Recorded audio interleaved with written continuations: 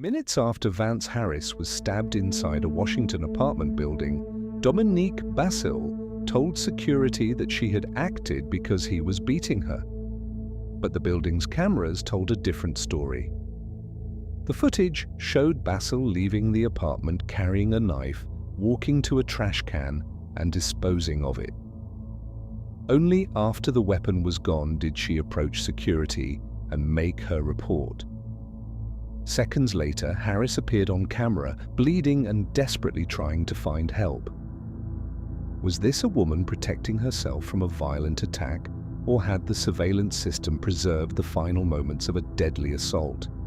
The chain of events began on Friday, August 12, 2011. Dominique Bassil and her boyfriend, 28-year-old Vance Harris II, attended a wedding and evening reception in Mitchellville, Maryland. Harris was a member of the wedding party. According to evidence later presented at Bassil's trial, tension developed because Bassil believed Harris was not spending enough time with her during the celebration. A wedding reception is normally remembered through photographs, speeches, and music. But witnesses would later remember something very different. One person observed Bassil berating Harris while he spoke with other guests and saw her push him in the face. Another witness saw Bassil strike Harris after suggesting he obtain a hotel room rather than return home with her. Those witness accounts would later matter significantly because Bassil's eventual explanation centered on the claim that she had been the one attacked. The prosecution's case required jurors to examine what had happened before the couple entered the apartment. Who had appeared aggressive? Who had visible injuries? And did the behavior witnessed at the reception support or contradict what Bassil would later tell police? At the end of the reception, Bassil and Harris left together. But the argument did not end when the music stopped. It followed them onto the road, and before either reached the apartment, police officers would encounter them face to face. After leaving the reception, Bassil and Harris were encountered by police officers in Capitol Heights, Maryland. Bassil told the officers that she was tired of arguing, fussing, and fighting with Harris. The officers observed that Harris's tuxedo had been torn. Bassil's clothes were intact, and officers did not observe injuries on her. Neither person made an assault complaint, so the officers allowed them to continue home. This encounter became a critical checkpoint in the timeline. Police had seen both individuals shortly before the stabbing. Their observations offered a direct comparison between Bassil's physical condition on the roadside and the allegations she would make later that morning. At that moment, there was no homicide investigation. No one knew that within hours, one of them would be dead. The officers could only respond to what they saw and what the couple reported. Neither requested an arrest, neither asked for emergency medical help, and neither told police that a violent assault had occurred. Welcome to Mysterious Crime. For carefully researched true crime, cold cases, and historical investigations, subscribe, like this video, and turn on notifications. Your support helps us bring you new documentaries every week. The couple continued to Bassil's apartment in southeast Washington. According to the later trial evidence, they arrived shortly before 2:30 in the morning. What happened inside the apartment was not directly recorded, but what happened outside was. Just before 2:30 in the morning on August 13, Bassil and Harris entered the apartment building in the 3900 block of 13th Street Southeast. Approximately 20 minutes later, Bassil appeared on the building's surveillance system. According to prosecutors, she exited wearing only a pink nightcap and underwear. She was carrying a knife. That image would become one of the case's most important pieces of evidence. It did not show what happened inside the apartment. It did not record the stabbing itself, but it showed Bassil's actions immediately afterward. The footage captured her approaching a trash can and disposing of the knife. Only after discarding it did she approach the security booth and report that she had stabbed Harris because he was beating her. For investigators, sequence matters. A frightened person might flee immediately. A person acting in lawful self-defense might seek help. But prosecutors asked jurors to consider why Bassil first carried the weapon outside, placed it in the trash, and only then told security what had happened. Was she simply panicking? Was she trying to remove a dangerous object? Or was she attempting to distance herself from the weapon before making her statement? Bassil's defense and prosecutors would interpret those actions very differently. The camera could show movement. It could not record intent.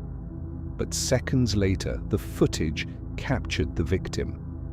Seconds after Bassil left the building, Vance Harris appeared briefly at the front entrance. He was holding a stab wound to his arm.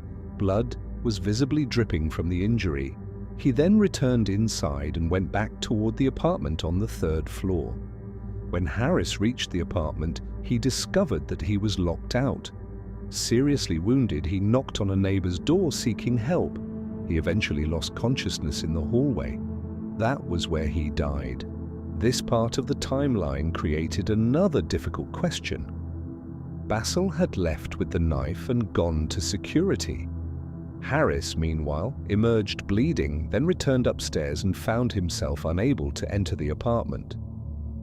Why was the door locked? Had Bassil locked it before leaving? Did it lock automatically? The publicly available prosecution summaries do not provide every mechanical detail of the door. What they do establish is that Harris was injured, locked out, and attempting to obtain help before collapsing. The medical examiner later documented 3 stab wounds. One wound entered Harris's abdomen and penetrated his liver. 2 additional wounds struck his right arm, and one of the arm injuries partially severed an artery. The arm wounds helped explain the bleeding seen on surveillance footage. The abdominal wound was fatal. Investigators now had 3 distinct categories of evidence: witness testimony describing the earlier argument, police observations from the roadside encounter, and surveillance footage documenting what happened immediately after the stabbing. Bassil's explanation had to be measured against all 3. After her arrest, Bassil told police that Harris had pulled her hair, pushed her onto the ground, and dragged her. She also complained of pain in her back. Self-defense cases often depend on what a person reasonably believed at the moment force was used. The central legal question is not simply whether an argument occurred. It is whether the accused reasonably believed that force was necessary to protect against an imminent threat, and whether the level of force used was justified under the circumstances. Bassil's statements claimed that she had been physically attacked, but police found no visible injuries on her. Medical personnel examined the area where she reported back pain and found no tenderness. Absence of visible injury does not automatically prove that an assault did not occur. Some forms of violence leave little or no immediate mark. But prosecutors argued that Bassil's condition was inconsistent with the attack she described, particularly when considered alongside witness accounts and the surveillance footage. The jury would have to decide whether Bassil's claim created reasonable doubt, or whether it had been contradicted by her actions and the available evidence. The surveillance footage did not record the confrontation inside the apartment. It did not show the exact moment Bassil used the knife, and it could not reveal what either person believed during the argument. What it did establish was the precise order of events after the stabbing. That sequence gave jurors an objective record that could be compared directly with Bassil's words. Witness memory can change. Statements may be incomplete, but a fixed camera preserves timing. In this case, timing became devastating. Bassil's case went to trial in the Superior Court of the District of Columbia. On November 9, 2012, a jury found her guilty of second-degree murder while armed.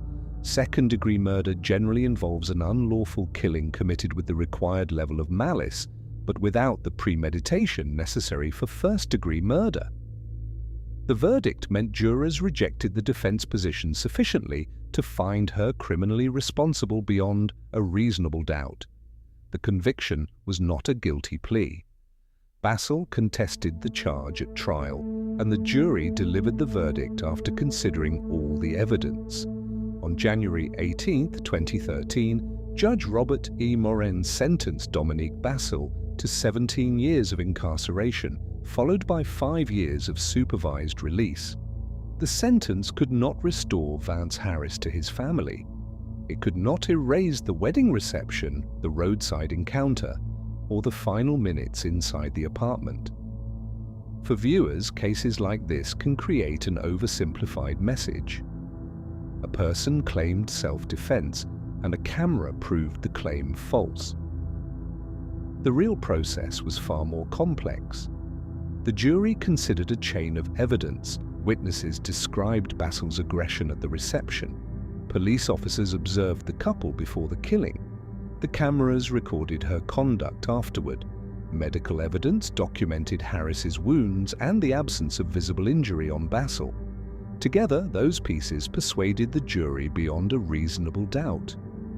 What remains unknown publicly is the exact second-by-second sequence inside the apartment. Only Bassil and Harris were present for the entire confrontation. One survived to tell her version. The other died in the hallway, but the camera preserved what happened next. It recorded the weapon, the disposal, the report, and the wounded victim. The footage did not speak, it did not accuse, it simply remembered.